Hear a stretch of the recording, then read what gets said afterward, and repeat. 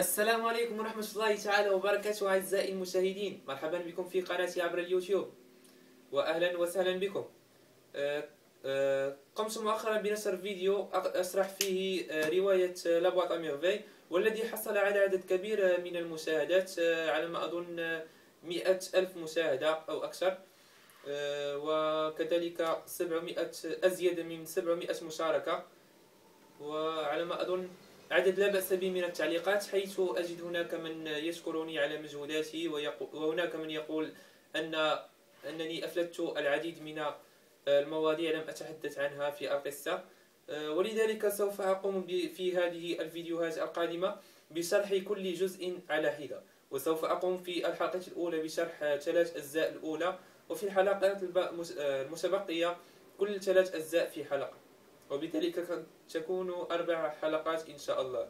وهذه هي حلقتنا الأولى، وسوف نبدأ بالثلاث أجزاء الأولى، وسوف نشرح لكم الجزء الأول والثاني والثالث. في الجزء الأول الصفحة الثالثة يتكلم الحاكي عن وحدته التي يحس بكل ثقلها، والتي تعود أسبابها إلى سن السادسة. الصفحة الرابعة يصف منزل العرافة والطقوس التي كانت تقوم بها هذه الأخيرة مرة في الشهر، بحيث كانت تستدعي جمعية كناوة فيقيمون في منزلها بطقوسهم الخاصة، والتي كان يشاهدها الحاكي من منزلهم من الطابق الثاني. في الصفحة الخامسة يقدم لنا الحاكي تفاصيل عن دار السوافة، حيث عفوا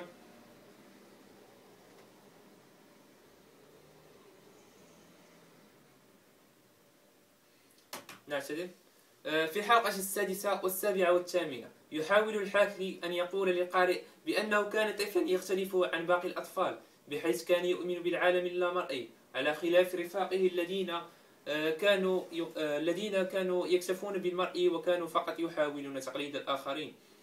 أما هو فكان لا يريد أن يقلد، بل كان يريد أن يعرف ويكتشف حقائق العالم اللامرئي. وما زاد من تفكيره هذا هو حكاية عبد الله صاحب الدكان، وكذلك حديث أبيه عن الآخرة وعن الجنة والنار.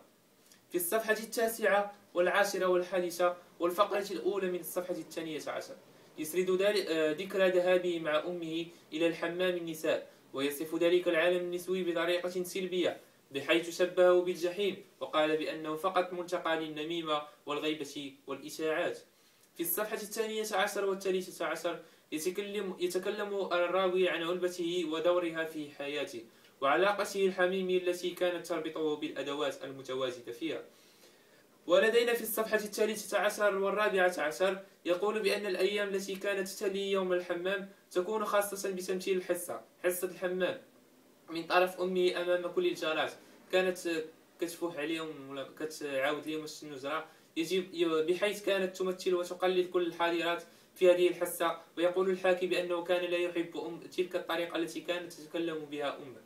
ومن نهاية الصفحة 14 إلى نهاية الفصل الأول يسرد لنا بالتفاصيل يوم شجار أمه مع الجارة رحمة، وكان يوم الاثنين، بحيث كان هذا اليوم حسب الأعراف المتفق عليها كان يوم التصبين المخصص لأم الحاكي لالا زبيدة. لكن استيقظت رحمة بالفكرة المشؤومة وحاولت أن تصبن في ذلك اليوم الشيء الذي كان سببا في شجار دراماتي. وبهذا أعزائي المشاهدين نكون قد أنهينا الجزء الأول، وننتقل إلى الفصل الثاني من هذه الرواية.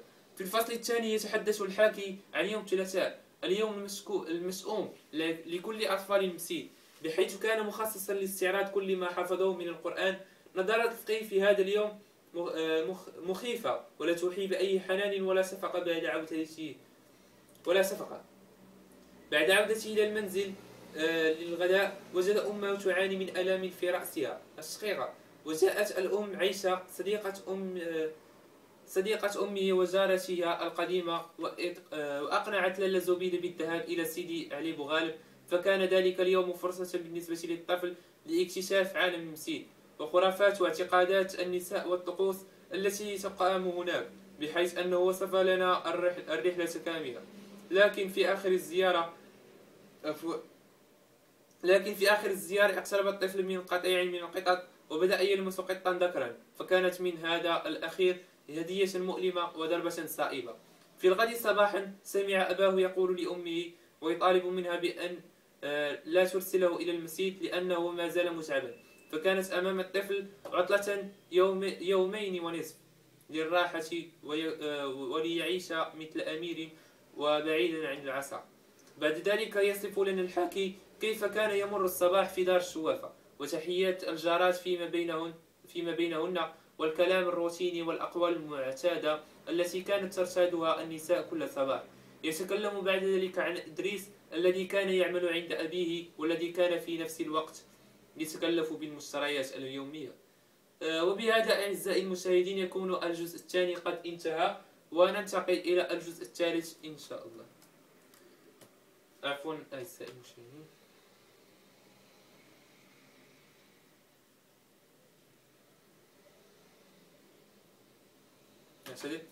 الجزء الثالث يبدأ الحاكي بوصف دقيق لما يحدث في المسجد. الأطفال يتلون القرآن والفقيه نائم وفي يده العصا الطويلة. في كل مرة يستيقظ يضرب ضربة أو ضربتين كل من وجد أمامه، ثم يعود إلى نومه.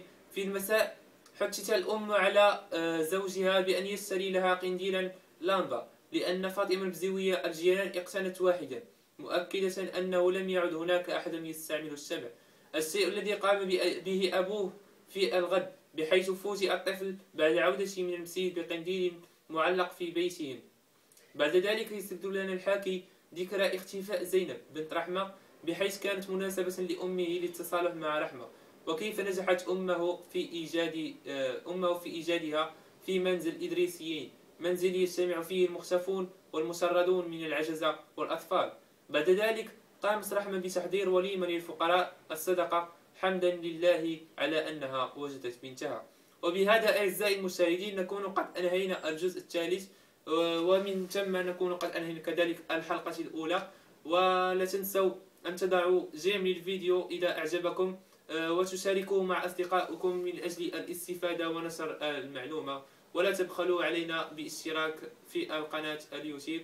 وشكرا، إلى الحلقة القادمة إن شاء الله.